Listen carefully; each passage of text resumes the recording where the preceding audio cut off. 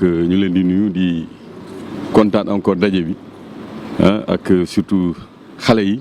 ñi nga xam ne vous êtes notre trésor donc ça fait beaucoup de plaisir la ñuy bëgg a daje ak yéen surtout si ndaje bu mel ni moo xam ne c'est la nation en fait en miniature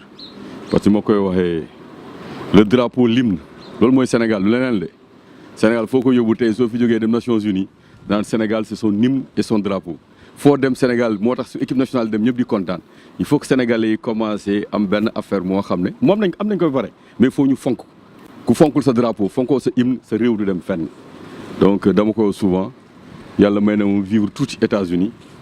yàlla may na ma aussi ma fekkee la catastrophe du 11 septembre 2001 fekkee naa yeneen aussi aux États-Unis mais li ma gën a marqué si ñoom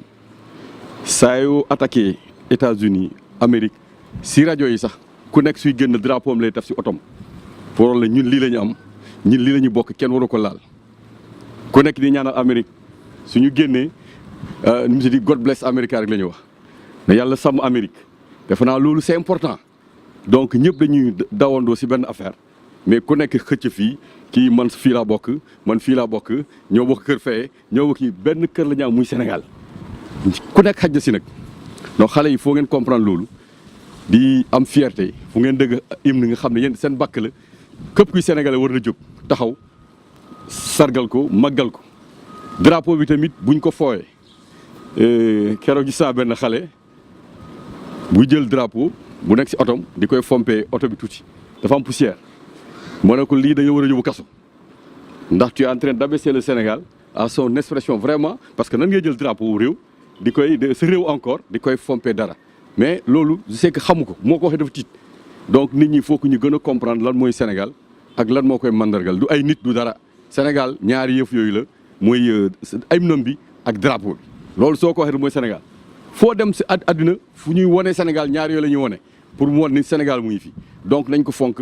ñu jël ko nu mu tudd au sérieux ce qui nous concerne ici nag Dalifort waxoon naa leen daal dernière fois xam nga fàtte ngeen ko mooy suñu civisme aussi maanaam nekk citoyen du sénégalais laa rek am naa tel droit da nga am devoir képp kuy citoyen da nga am devoir par rapport ak sa nation mais devoir par rapport ak sa gox par rapport ak sa buntu kër li nga xam ne ñëpp a ko bokk foo nga war a wane ni citoyen ngeen wax naa leen ouvrage yi fi nekk maanaam liggéey yi ñu fiy liggéey que ku nekk da ko war a fonk ku nekk jël ko comme sa bos ndax du xaalisu kenn seen xaalis la ñun nañ ko fay mais yéen di ngeen ne bu commencé liggéey ngeen di fay lii Sénégal moo koy fay Sénégal lan lay fayee mais nit ñi impôt ñuy fay la ñuy fayee lii yëpp donc ku nekk war na ko fonk mel ni lu jógee sa poste di dem la dernière fois dam leen ne da ngeen discuter ak les plus âgés seen waajur yi mag yi nekk si koñ bi koo leen gis muy def dara nga xam ne c'est pas normal di koy sànni si canal wala di si def leneen ngeen wax ak moom ngeen arrêté te newoon naa leen fii fi ñëwee tey dinaa interroger quelques personnes laaj ñan ñoo jot a def intervention boobu lan la ñu wax kooku lan la leen tontu def naa la dernière fois loolu laa wax donc il faut que ñu ñëw si ñu pare naa leen laaj mais di ñaanal aussi ñi nga xam ne ñu ngi si surtout classe d'examen yi yàlla may leen wér-gu-yaram ba ñu fay dem ñu mën a réviser bu baax a baax mën a suivre cours yi école yu bëri perturbé woon nañ grève yi yàlla dimbali leen ñëw nañu di jàng dañ leen góorgóorlu gën a góorgóorlu ñi nga xam ne ñoo amoon retard dañuy fexe ba retard boobu ñu complété ko parce que soo amee retard CI moo tax la doon d'accord ak autorité yi naan on va rattraper les classes d'examen non école système la c'est un cycle tout est lié ku am retard CI mais tu vas le sentir au CM2 donc retard kenn mënu ko am benn classe donc ñi nga xam ne ñu classe d'examen nañu gën a góorgóorlu mais ñi nekkul si classe d'examen aussi ñu góorgóorlu ñu xam ni bon école bi muy reprendre nelaw amatul ku nekk na fexe ba vraiment li tax ngay jóg chaque matin nga am si ndam mooy dem école ñëw parce que seen ndam mooy seen demu waajur yi mooy seen mbégte parce que su ngeen amee ndam rek ñoom kontaan nañu mais élève moo xam ne doo am résultat yu baax sa parent dina am fenn moo xam ne dafay métti tous les jours donc nit da war a fexe ba que sa waajur moo xam ne mu lay tous les jours muy góorgóorlu pour nekk mettre la dans de bonnes conditions nga mën ko indi satisfaction mooy sa note bi su baaxee rek moom kontaan donc parce que da ngeen war a dellu école damay poser question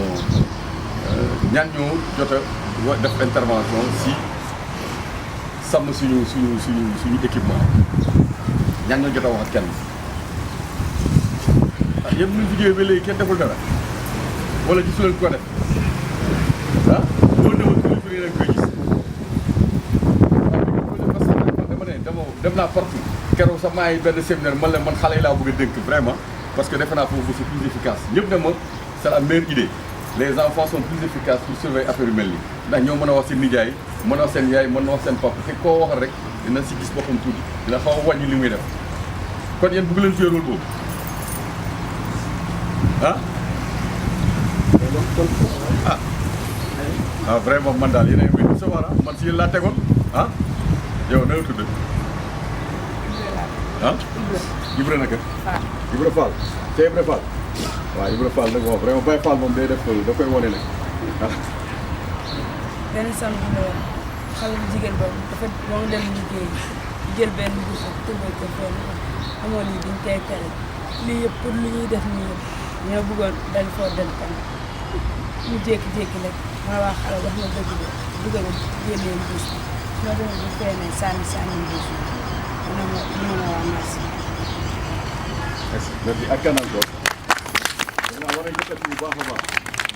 conscientiser ko mu d'accord bañ a d'accord mais yow defal sa devoir ku nekk ak devoir xam moom bu bëgguloon def devoir mais heureusement mu ngi ko waxee sa sore na fu mu nekkoon muy mbalit muy ndox usé parce que lii du pour ndoxu fos lii li ngeen di gis nii ëllëg dans 10 ans 15 ans conséquences yéen lay ñëw parce que dafa am réseau eau usée moom la ñuy defar léegi en ce moment lii eau pluviale nit ñi nag dafa am benn gars moo xam ne dafa yor pompom fii gën a wuuri la xaw ma day jël kii yi fosse yi di koy dugal si 4 tuyaux yi moo xam ne kenn defar ko pour loolu da koy yàq d'abord parce que produit chimique ñoo nekk si affaire fosse yi parce que dañ fay dugal façon produit bu nekk soo ko indee si yii kenn defar ko pour loolu da koy yàq lii pour ndoxu taw la ndoxu taw am produit chimique donc loolu il faut que ñëpp bay si xel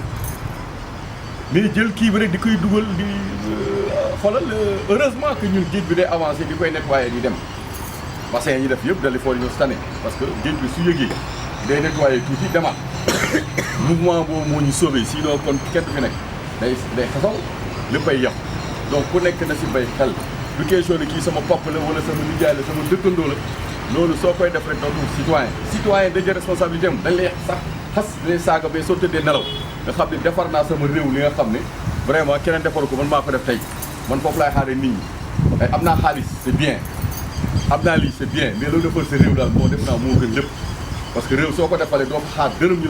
ñu delloo la ko mais da nga koy def pour askan muy ñëw ci ëllëg loolu nit ñi nag duñ ko xalaat léegi nit ñi moom fu ñu taxaw nii seen biir bi seen tànk seen xel li muy teg seen yaram moom rek la ñu calculer alors que suñuy dox fu ñuy dox yëpp kenn moomu ko ñëpp a ko bokk am na ñi nga xam ne liggéey nañu ba ñu egg fii il faut que ñëpp liggéey aussi pour ñu gën a avancer